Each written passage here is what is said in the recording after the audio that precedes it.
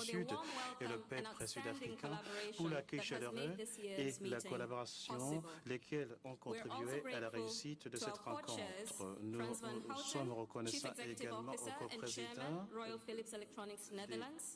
Mo Ibrahim, Chairman, Mo Ibrahim Foundation, United Kingdom, Mustafa Koch, Chairman of the Board, Koch Holding, Turkey, Franny Lotier, Executive Secretary, African Capacity Building Foundation, and also Chair of the Global Agenda Council on Youth Employment, and Arif Nakvi, Founder and Group Chief Executive, the Abraj Group from the United Arab Emirates. Thank you. As well as our 43 official partners for their dedicated support. Last week, as I was transiting through Frankfurt from our head office to come here for this meeting, an Eritrean lady approached me and said, "Excuse me for asking, are you Somalian?" Now, I'm accustomed to being mistaken for South African, based on my looks at home, here, inside and outside of Africa, or Kenyan, based on my accent, or from the Democratic Republic of Congo, based on my surname. Somalian was the first. Somalien tout She went on to explain that last year, when the late Prime Minister of Ethiopia passed away, she was searching for information on him and came across a website, the World Economic Forum, and she could swear that she saw someone exactly like me speaking Somali.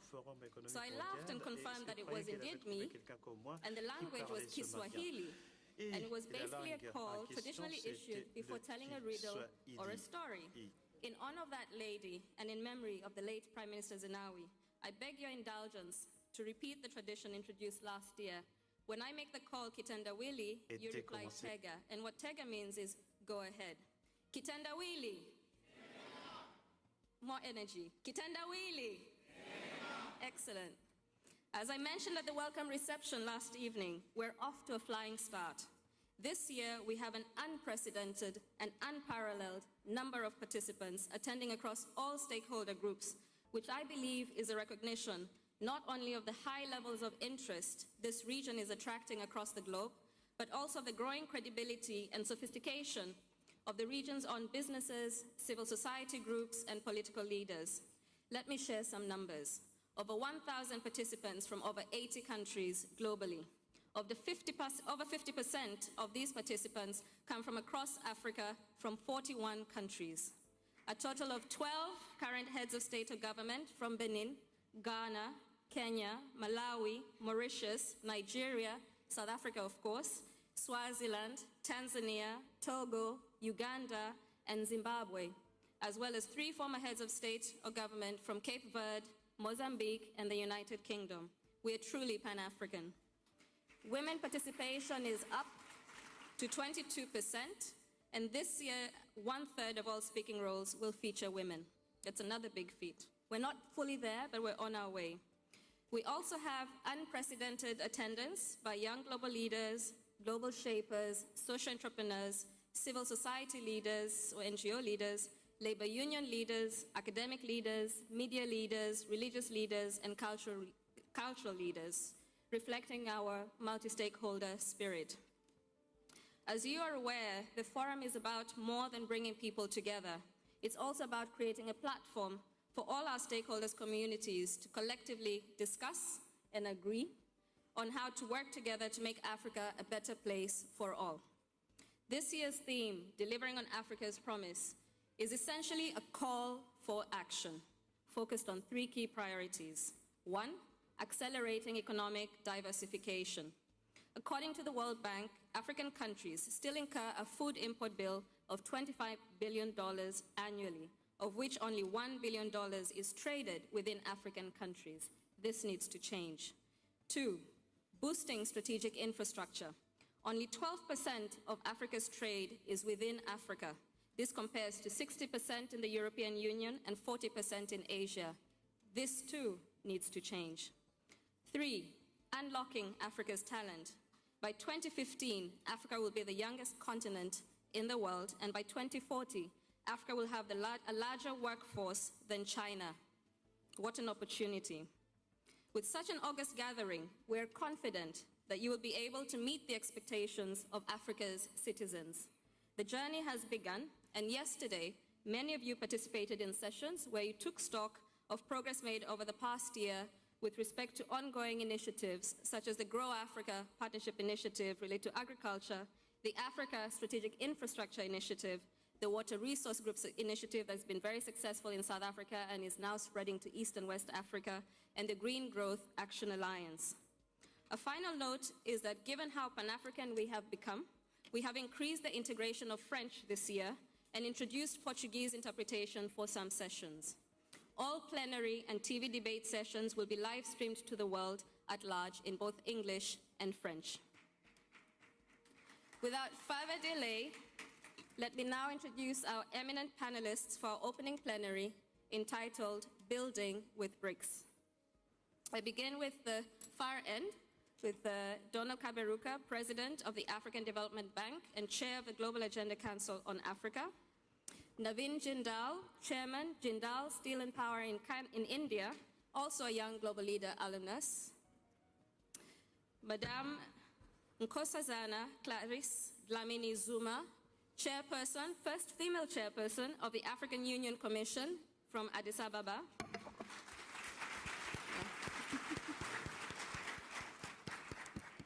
David Lipton, first Deputy Managing Director from the International Monetary Fund in Washington, D.C., and our main host, His Excellency Jacob Zuma, President of South Africa.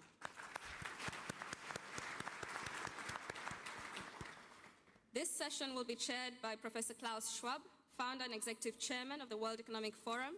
Over to you, Professor Schwab.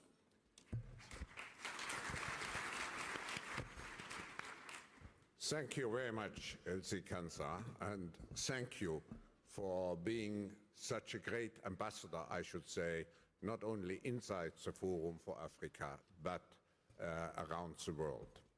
For me, personally, this meeting is a very special one. It is the 23rd World Economic Forum on Africa, and actually the first two had taken place in Geneva. And it's exactly, Mr. President, it's exactly 20 years ago that the World Economic Forum held its first meeting on African soil here in Cape Town, and practically at the same time in May.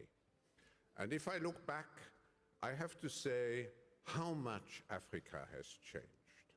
The attitudes, the spirit, and of course, today, as we heard so many times, Africa is a continent of promise. But we should not forget that if you take the GDP participation of Africa on global GDP, today it's 3%. Now, if you take the population of Africa and you relate it to the world population, it should be around 15%. It shows the gap, but it shows also the promise. And here, during this meeting, we want to highlight the opportunities which Africa is offering.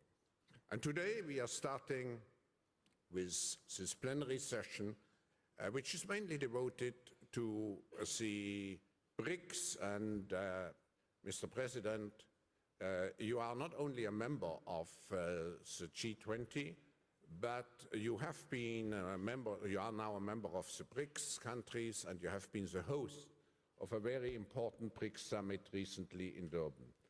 But before you take the floor, I would like to thank you personally, because having established a partnership with your country, expressed in your great hosting this event, your government, the population of South Africa, we are very grateful for this, I would say, friendship which has been established between your country and the World Economic Forum.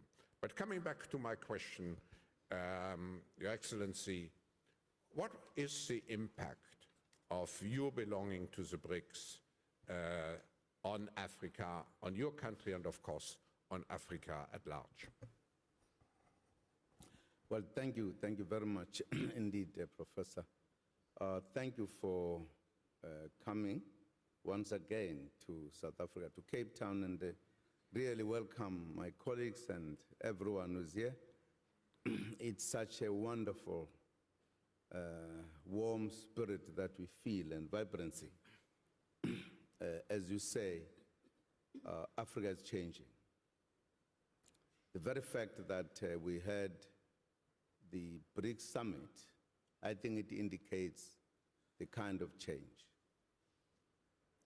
I believe that the membership of South Africa to BRICS represents, I think, a very important turning point to Africa's economic activities and connectivity to the globe. You are all aware that many major events in the centuries have bypassed Africa.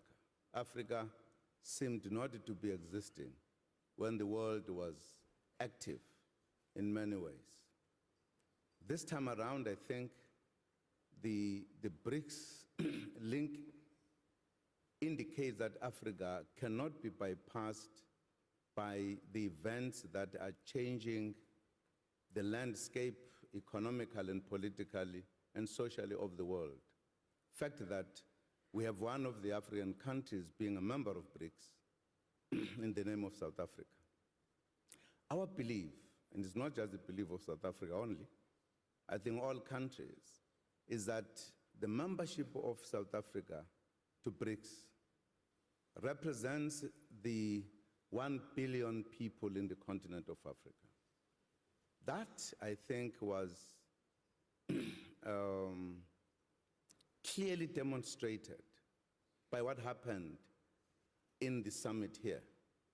We have had summits in the BRICS ever since we were members of BRICS, but when we came to South Africa, a good number of African heads of states came to participate along the BRICS summit to discuss, I think, for the first time, that emerging economies, very huge economies, as a collective of BRICS, had a moment to interact with the African heads of states, those in particular who leads the economic regions of the continent, as well as those who lead NAPAD and other leaders, to discuss what Africa today is discussing in terms of the need for integration of the economic regions and activities in the continent, as well as the infrastructure to help present a good platform for intra-trade in the continent. Africa says time has come to change. And of course, as you know, if we talk about the integration of the economy, if we talk about the infrastructure, which is championed by a number of heads of states, it indicates that Africa's attitude towards itself and towards how it should interact with the world has changed. Of course, as you know, one of the major problems would be, how do you finance the infrastructure so that you are able to move forward? That summit helped to create that interaction between the representative of the leadership of the continent and BRICS. In other words, Africa could today, unlike in the past, we could say in the past, come, invest in Africa, there are possibilities. But it would not be easy to really look at them and say, here are these possibilities.